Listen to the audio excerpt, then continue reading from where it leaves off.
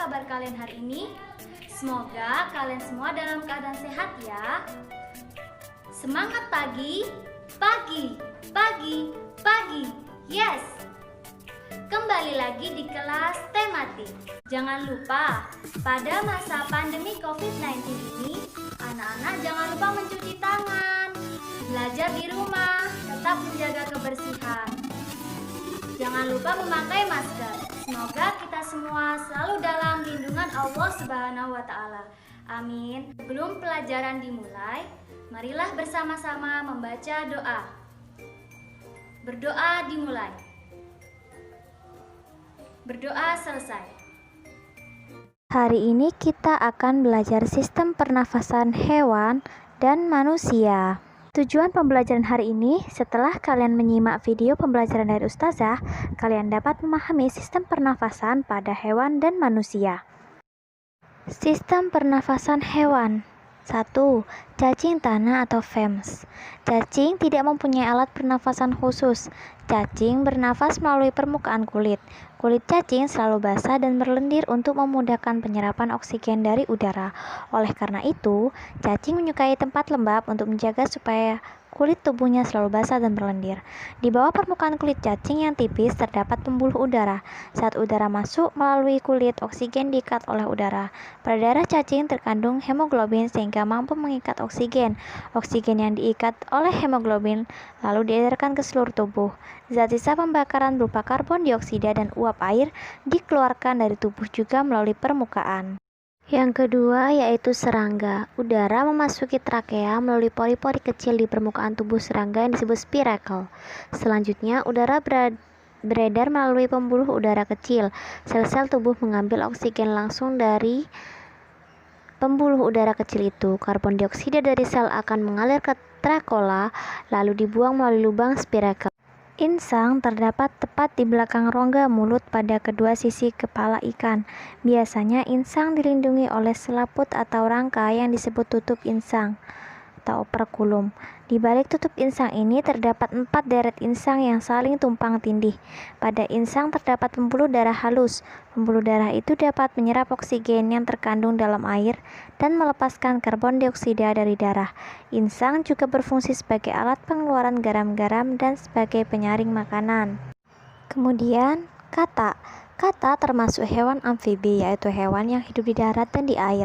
Saat masih berupa kecebong, kata hidup di dalam air dan bernafas menggunakan insang. Insang kecebong terletak di luar tubuhnya dan terdiri atas lembaran-lembaran kulit halus mengandung kapiler darah.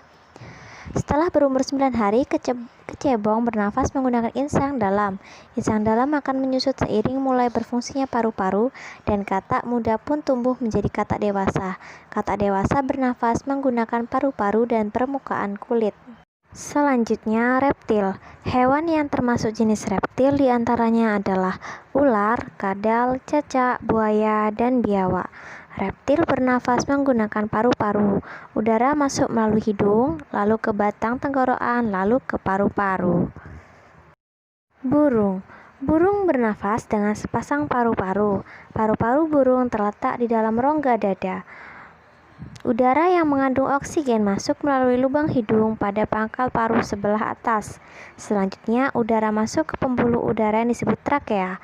Dari trakea, udara sebagian masuk ke paru-paru dan sebagian lagi masuk ke kantong udara. Mamalia. Mamalia adalah jenis hewan yang menyusui anaknya.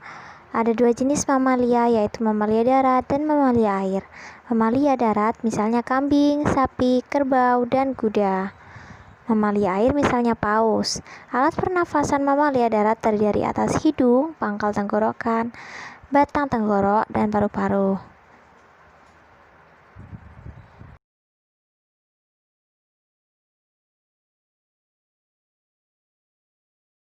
Mamalia air. Pada mamalia air, hidungnya dilengkapi dengan katup.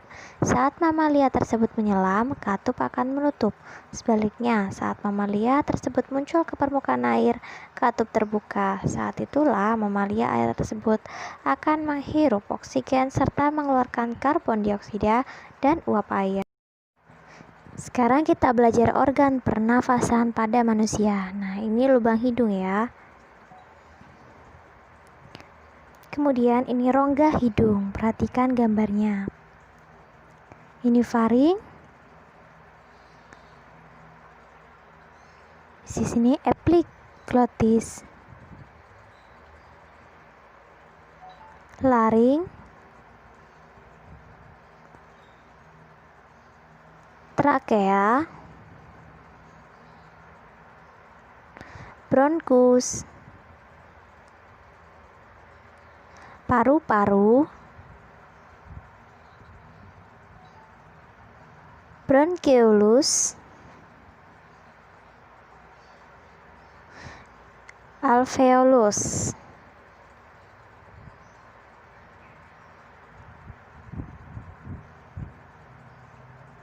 Nah, pembuluh darah arteri yang warna biru itu pembuluh darah arteri, itu ada dalam bronkeolus ya. Nah, alveolus ini ada otot polos. Pembuluh darah vena, jangan sampai salah antara pembuluh darah vena dan pembuluh darah arteri.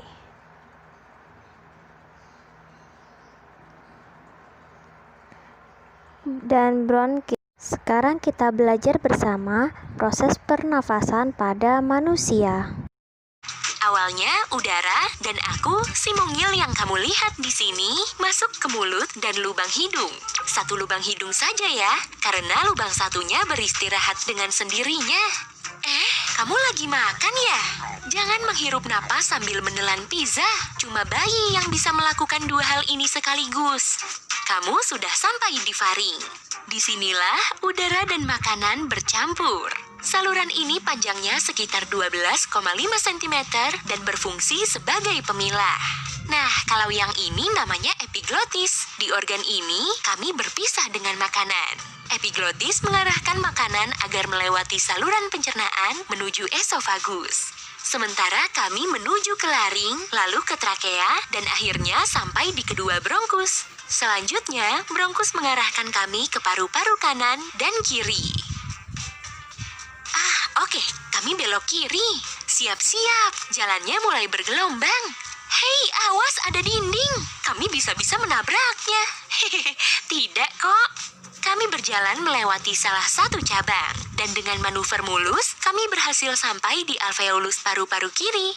Organ ini berupa kantong udara kecil yang jumlahnya jutaan. Kemudian, udara memenuhi seluruh alveoli. Anak, demikian materi yang dapat Ibu sampaikan. Dan jangan lupa untuk tetap berada di rumah, belajar dari rumah, rajin mencuci tangan, hindari kerumunan, menjaga jarak, dan jangan lupa memakai masker.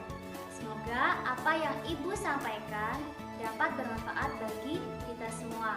Pembelajaran hari ini kita tutup dengan berdoa bersama ya. Berdoa dimulai. Berdoa selesai. Wabillahi taufiq wal hidayah. Wassalamualaikum